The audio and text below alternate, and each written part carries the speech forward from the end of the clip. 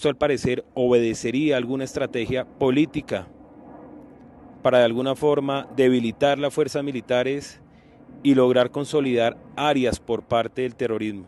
Profundamente a los generales de la patria, pero el nombramiento del nuevo general Pedro Sánchez como ministro de Defensa es un mal mensaje a la fuerza pública. Esto podría desembocar en una... Necesitamos que se desamarre el ego, porque si bien la fuerza del Estado podría derrotar a esos bandidos, en estos momentos se encuentra debilitada y necesitamos incluso... Pedro Sánchez será el nuevo ministro de Defensa. Esto, sin lugar a dudas, según fuentes militares, causará un verdadero tsunami dentro de las Fuerzas Armadas. Piensen ustedes, él es brigadier general y hay por lo menos 29 generales y almirantes, algunos generales hasta de 4 soles, que son más... Ay Dios, ¿ustedes se imaginan si el presidente Gustavo Petro hubiese nombrado como ministro de Defensa a un político del pacto histórico o a un cercano, inclusive a un ex compañero del M-19? ¿Se imaginan el escándalo que habría armado la oposición y los medios? Pero no, el presidente les nombró a un general de la República con 35 años de experiencia militar y aún así, tremenda lloradera.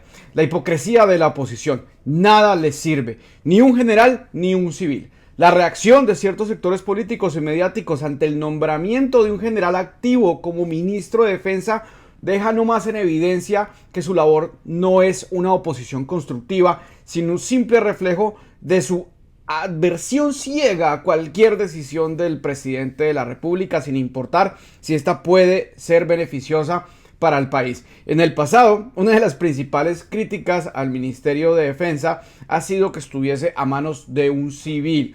Según estos sectores, un civil no tenía la preparación y el conocimiento táctico para manejar una cartera tan crucial, tan importante, especialmente en un país con los problemas de orden público que enfrenta Colombia. Durante años se insistía en que debía ser un militar con experiencia en la lucha contra el crimen y el conflicto armado quien asumiera el cargo. Ahora, cuando se nombra un general activo con más de 35 años de experiencia, altamente capacitado en estrategias militares y administración de seguridad del país, los mismos que criticaban la falta de un militar en esa cartera de defensa salen a rasgarse las vestiduras. ¿Cuál es la razón de su indignación? Simplemente oponerse porque la decisión proviene de Gustavo Petro. Es importante destacar que el general Pedro Sánchez renunció a su cargo en la institución antes de asumir como ministro, lo que significa es que no habrá un salto de línea de mando, ni una violación a la jerarquía militar. No se está rompiendo el principio de subordinación. Y el argumento de que este nombramiento genera un éxodo masivo de generales es una falacia y no ocurrió como se confirmó. Ningún general de la línea de mando va a renunciar. En el pasado, les recuerdo que esto ya se había presentado. El general Óscar Naranjo era brigadier general, fue nombrado director de la policía y por delante de él habían muchísimos generales que le tocó renunciar. También recordemos el general retirado Teodoro Ocampo dirigió la policía y esto provocó una crisis institucional irreversible. El discurso alarmista de la oposición en este caso solamente busca deslegitimar la decisión, no analizarla con criterio técnico.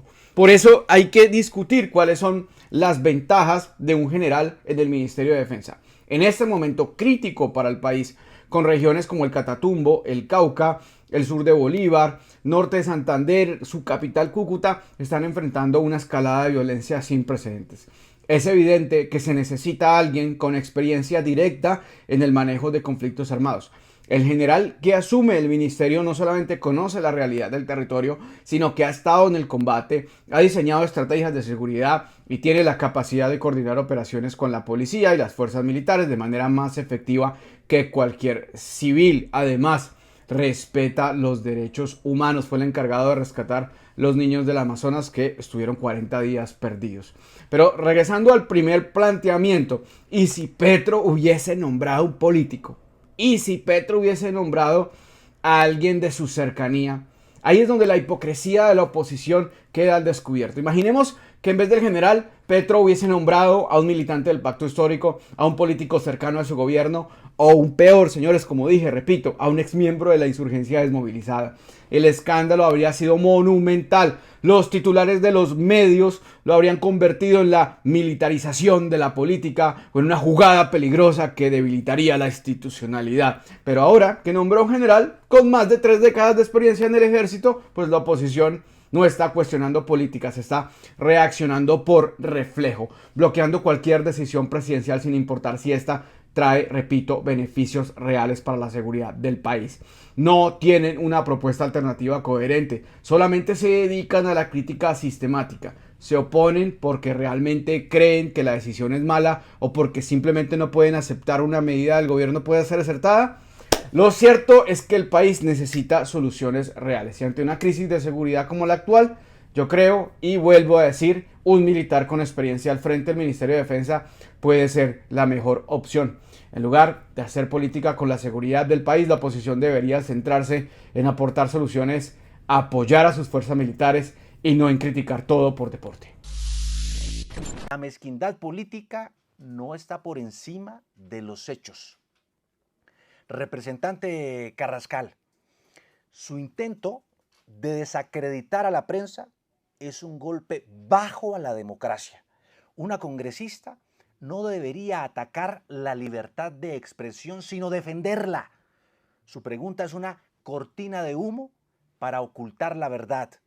El metro avanza a pesar de los obstáculos políticos. Gracias, representante Carrascal, por recordarnos que la política es un juego de... ¿Pero qué le pasó al señor Juan Diego Alvira?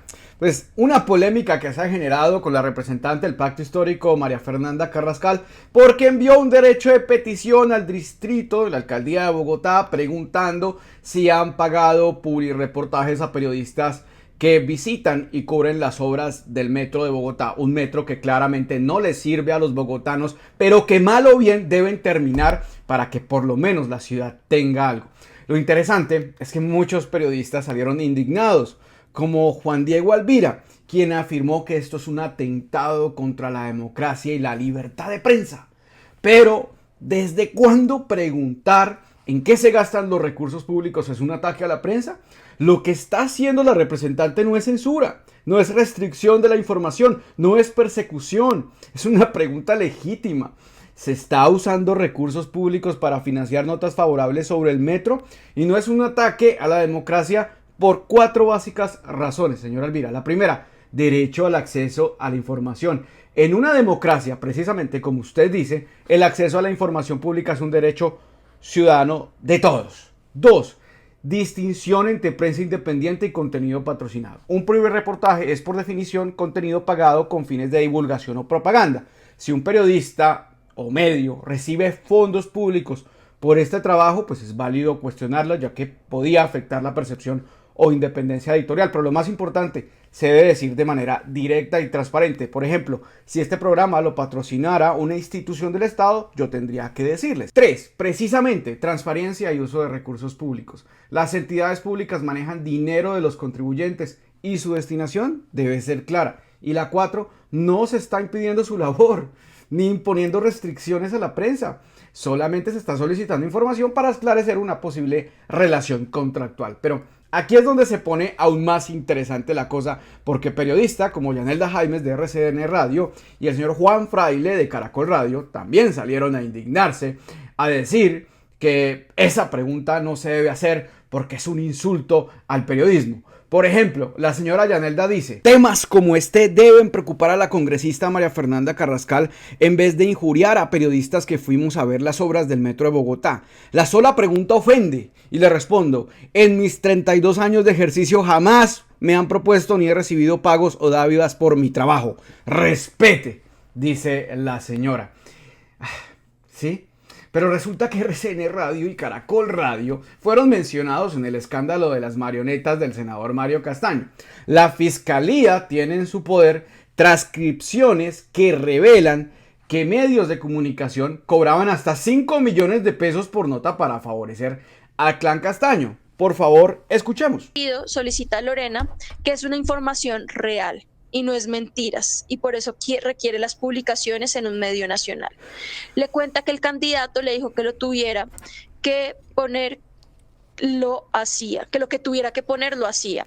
Lorena le dice al hombre desconocido que se puede comprometer con el tiempo Caracol Radio, RCN Radio, Red Más, y que como es una cosa política, cada nota está costando como 4,5. Hombre desconocido le dice a Lorena que ya le informa al candidato. Lorena le dice al hombre desconocido que esos 4,5, 500.000 son para usted. Esto lo denunció Juan Pablo Barrientos, un periodista serio que trabajaba en Caracol Radio y que por revelar esto al aire tuvo que renunciar presionado por Gustavo Gómez, el director de la emisora. No sé si algunos de estos periodistas algún día se han referido a eso, pero sería importante que lo hicieran, para que dejaran la hipocresía. La pregunta de María Fernanda Carrascal es totalmente válida y no atenta contra la libertad de prensa, querido amigo Juan Diego Elvira.